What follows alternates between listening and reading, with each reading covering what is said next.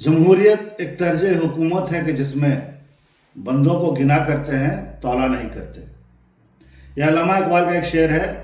इस वीडियो को देखने के बाद हम इस पर और चर्चा करेंगे। की कसम, सेंट्रल गवर्नमेंट के पास ताकत नहीं है। खुदा की कसम, नरेंद्र मोदी के पास ताकत नहीं है।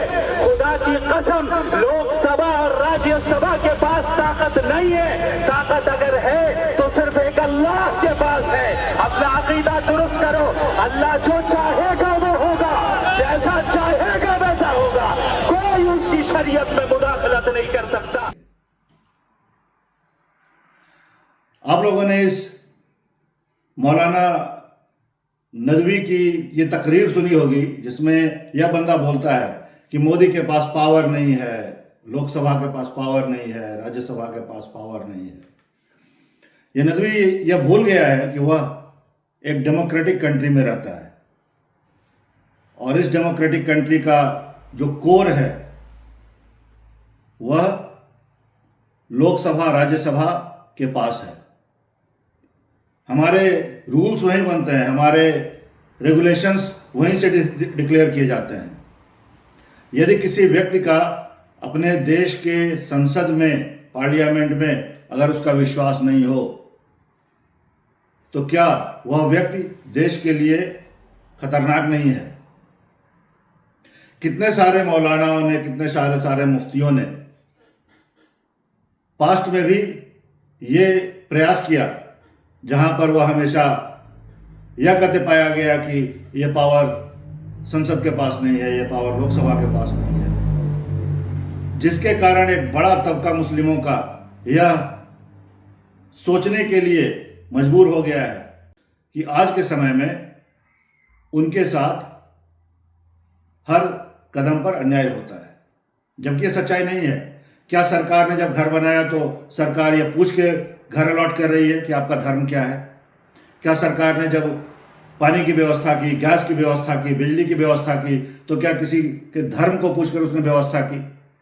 यदि अपने गिरेबान में झांक कर ये लोग देखें तो उन्हें पता चलेगा कि सबसे बड़े जो बेनिफिशियरी हैं सरकार के प्रोग्राम्स के, वे यही मुस्लिम्स हैं जिनको ये मुफ्ती, ये मौलाना भड़का रहे हैं।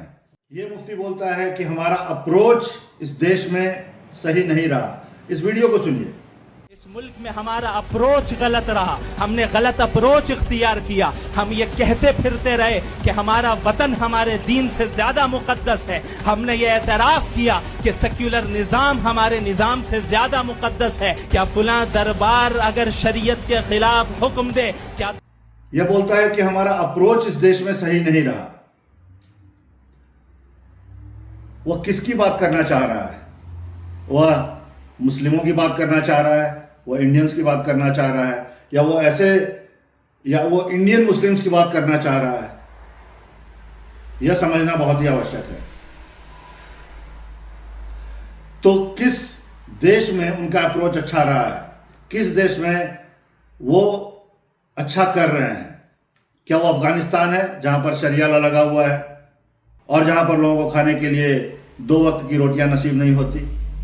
या ये उस देश की बात कर रहा है, सीरिया, या ये उस देश की बात कर रहा है जहां पर कत्लेआम आम हो चुका है?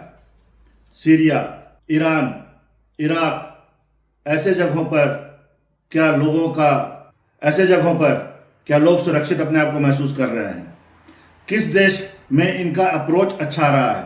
क्या ये शरीयत के ऊपर विश्वास करना चाहते हैं? क्या ये विश्वास करना चाहते हैं कि ये एक डेमोक्रेटिक कंट्री में एक ऑटोक्रेटिक प्रोसेस लेकर के आए?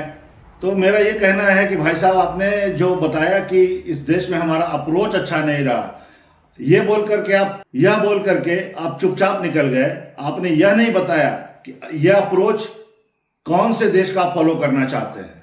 तो आधी अधूरी बात ना करें, जब आपको बोलना हो तो पूरी बात बोले कि किस कंट्री का और किस कंट्री में आपका अप्रोच अच्छा रहा है।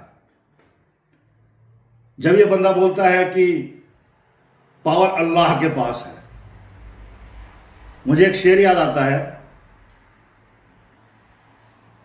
कि ये खेल जफाओं के हो आपको मुबारक। ये खेल जफाओं के हो आपको मुबारक, मुझको मेरी वफा की अल्लाह सजा देगा। तो ये बंदे, ये सारे मुफ्ती, सारे मौलाना जितने भी आज तकरीर कर रहे हैं, ये देश के साथ जफा कर रहे हैं, और ये उन मुस्लिमों के साथ जो देश के वफादार हैं, जो देश के साथ वफा कर रहे हैं, उनके साथ ये खिलवाड़ कर रहे हैं, क्योंकि ये मुस्लिमों का फेस बन के बैठे हुए हैं। ये रिप्रेजेंट करते हैं पूरी मुस्लिम कम्युनिटी को, और उनकी ये बातें वैसे मुस्लिमों के लिए बहुत खतरनाक है जो इस मुल्क के लिए वफादार हैं। कुछ इसी तरह की चीज़ें आज से कुछ साल पहले एक दूसरा मुफ्ती किया करता था। उस समय मैं बैंगलोर में हुआ करता था, आज से लगभग 8 साल पहले की बात है, 10 साल पहले की बात है शायद। हर जगह मैं वहाँ पर रिंग रोड पर, आउटर रिंग रोड पर मैं देखता था बड़े बड़े होर्डिंग में पीस टीवी, और एक जाकिर नायक नाम का शख्स हाथ में कुरान लेकर वहाँ पर बच्चों को तकरीर देता हुआ दिखता था। अगले कुछ सालों में वह आदमी ऐसा बदला कि उसने पीस टीवी में से पीस का नाम हटा करके इसको एक खौफनाक टीवी के नाम से बना दिया, और लोग इसको एक रेडिकल जाकिर नायक के नाम से जानने लगे।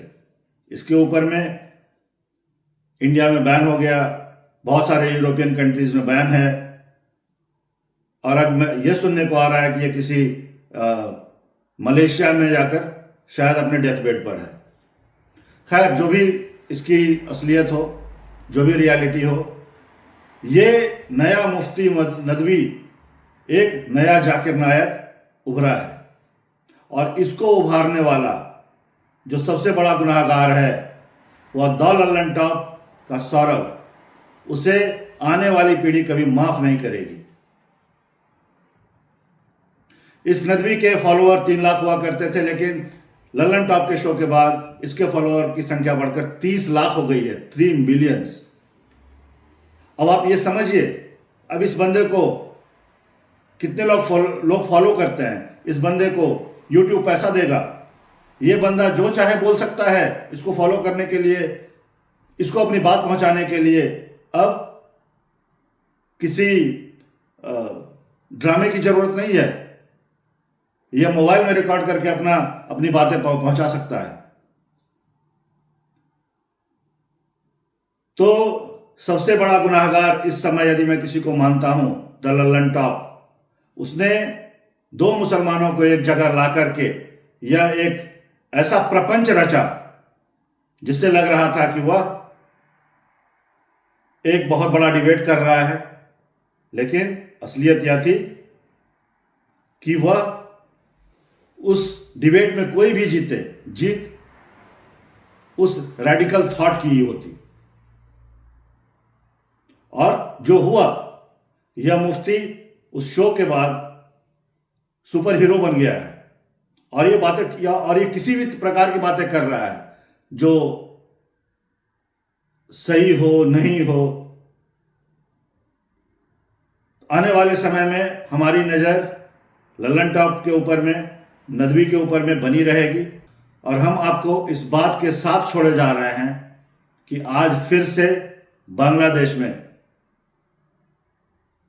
कई हिंदुओं का कत्लेआम हुआ, और यह हमारे लिए बहुत शर्म की बात है कि हम हाथ पर हाथ धरे बैठे हैं और हम कुछ कर नहीं पा रहे हैं। हमें अपना सहयोग दीजिए, और हम आपकी आवाज़ को बहुत दूर तक पहुंचाएंगे। धन्यवाद।